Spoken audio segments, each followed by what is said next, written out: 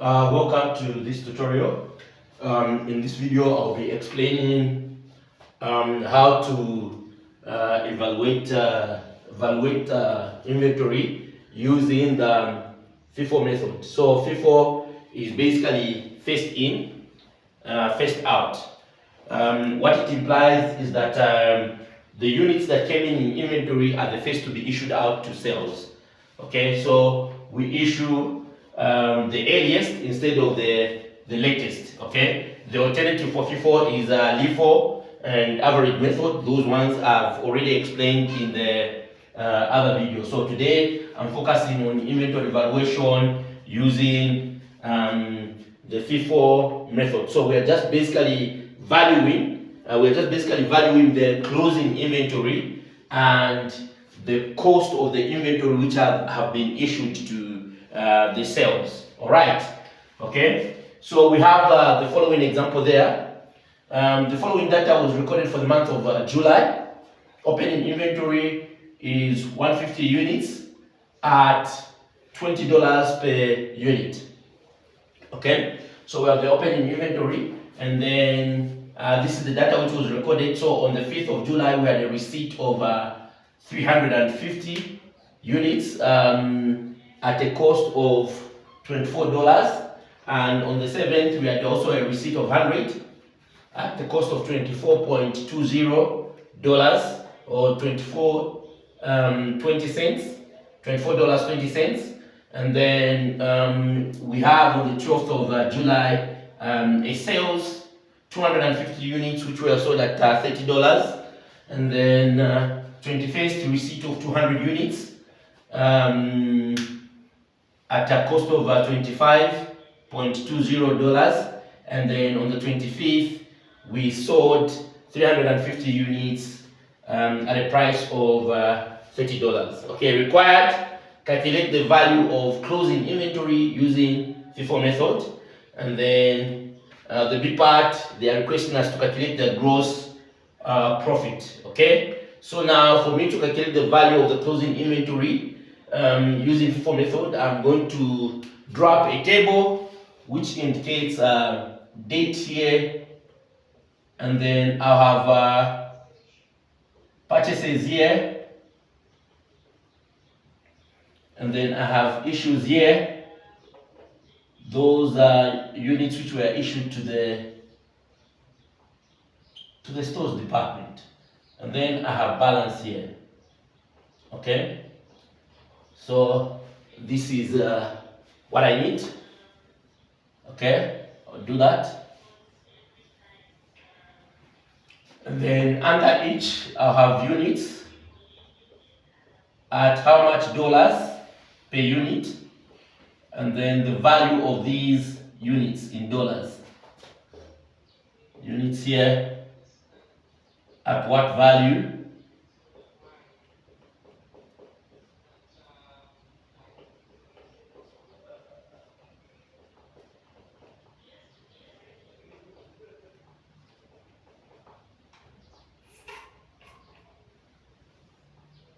all right.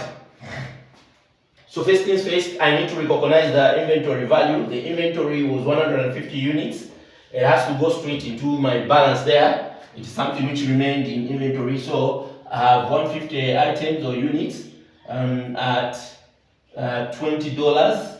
So 150 multiplied by $20, that's 3,000. So the total value is $3,000. All right. And then next, I received 350. So the date of opening is 1st July. So on the 5th of July, here, 5th of July, I received 350 units. So I'm going to write it under purchases. In the same line in that date, 350 units at $24. And then 24 multiplied by 350, that gives me $8,400. All right. What happened on the next date, 7th? I still received. So whenever I receive, my balance here does what? Increases. So whenever I receive, my balance increases. whenever we sell, the balance reduces. So I'm adding this to my balance. So I have 350, which I received on the 5th at 24 with a total value of $8,400. And then next again, I received 100 units. Okay, 100 units here. So it will be purchases there at 24.20. Okay.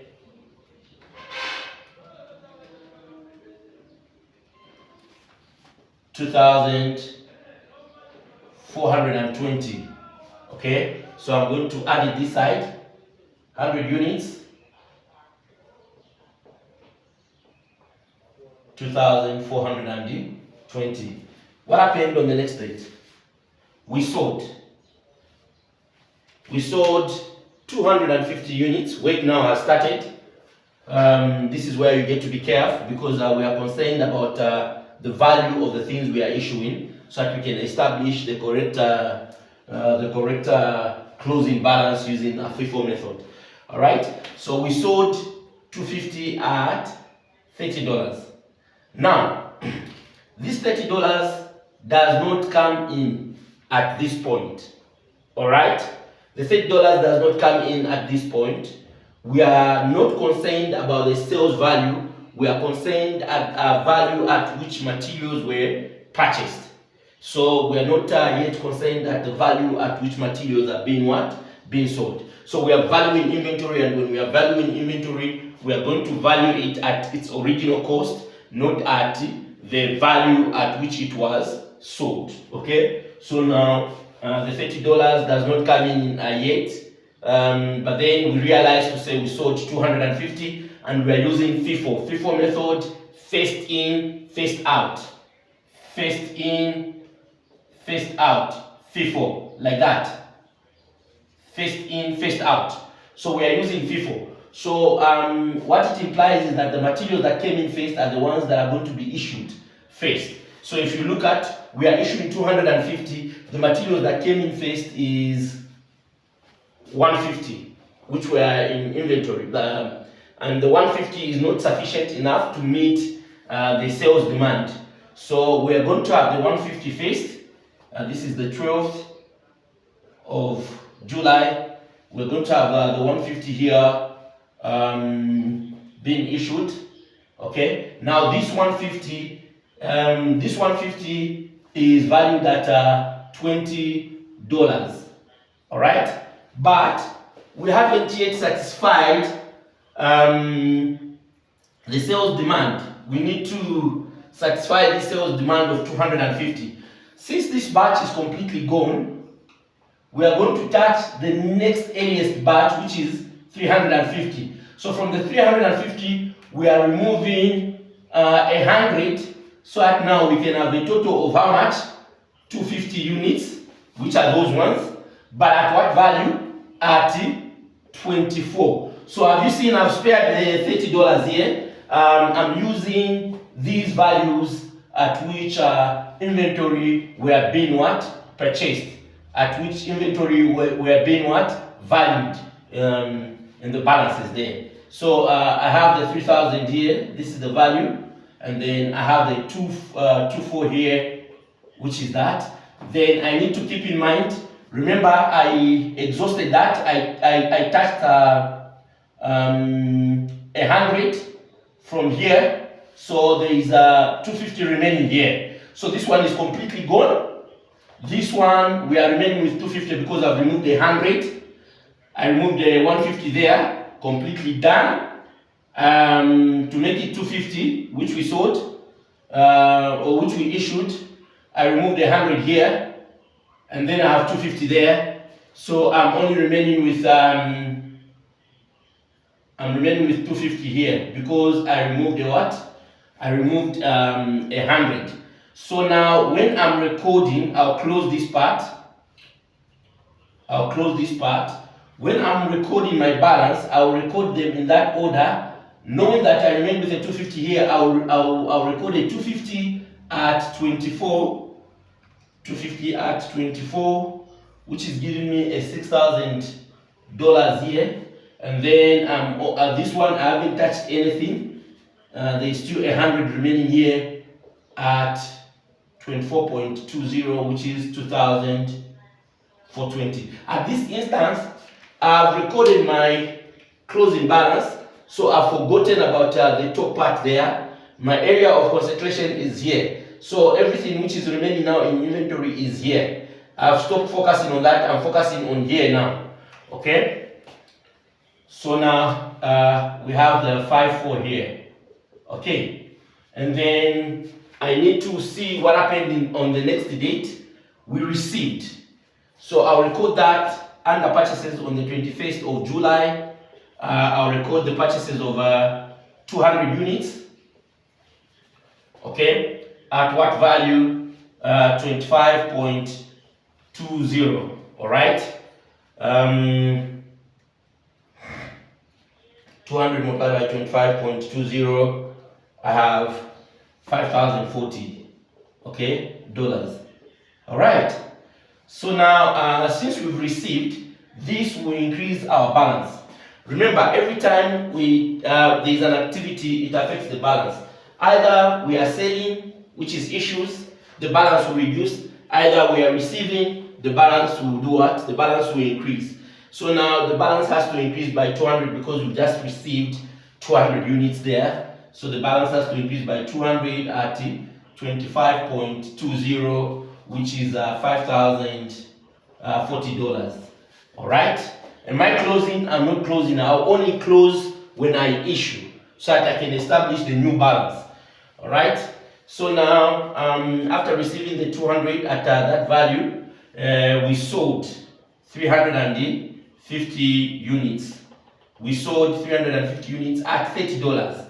Again, the $30 has nothing to do with the way we're going to value here, because this is the sales price. It's not the price at which material we are obtained. We are dealing with the prices at which materials we are obtained, which are these prices here, and so forth. So there we are. We sold 350, and we are using FIFO. So we are issuing again. When is this? 25th.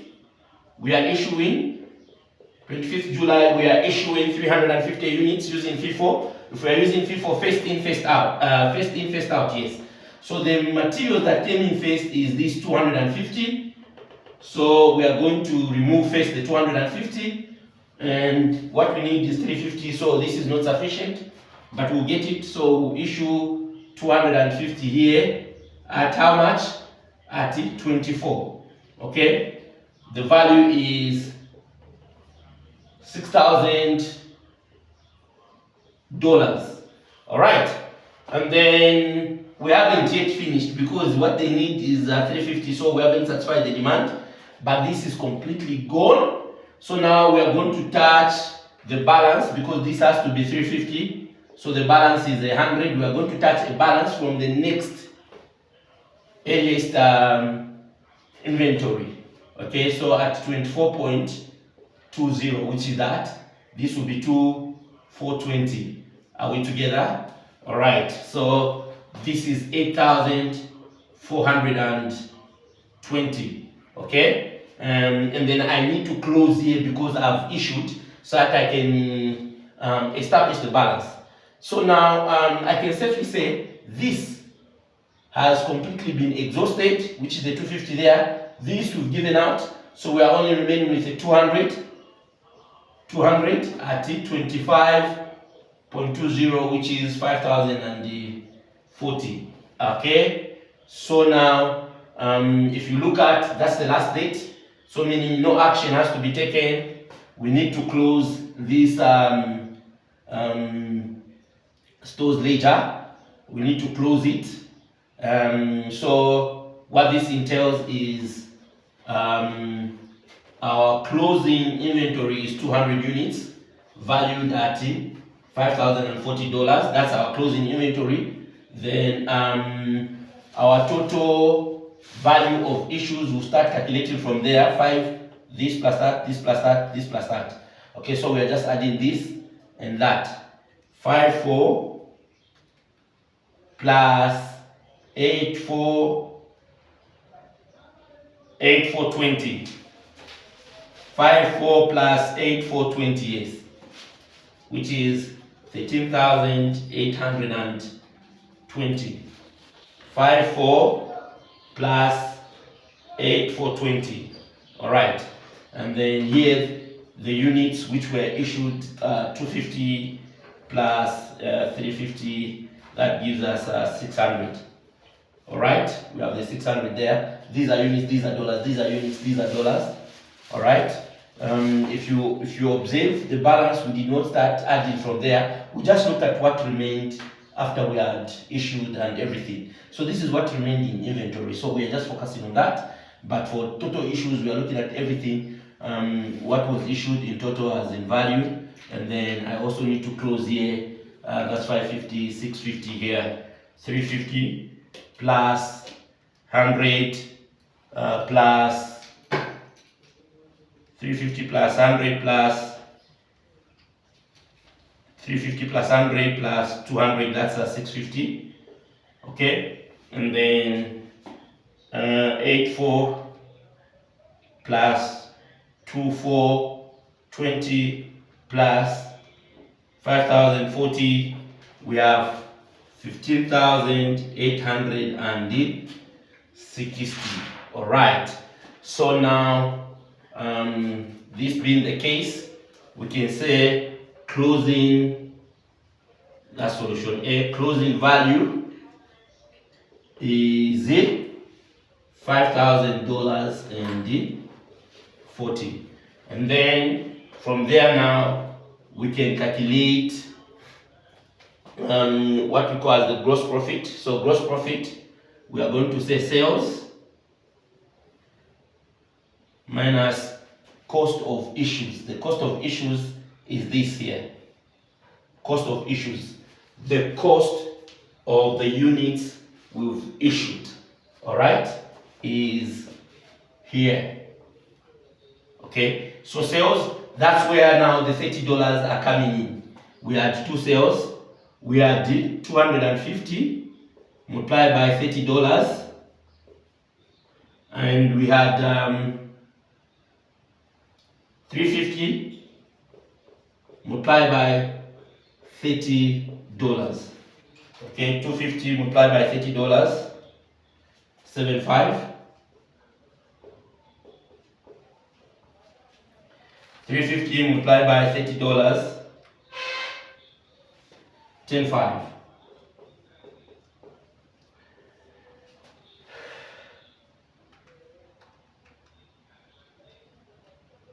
$18,000. This is our total what? Our total sales. So from our total sales, we'll less cost of issues.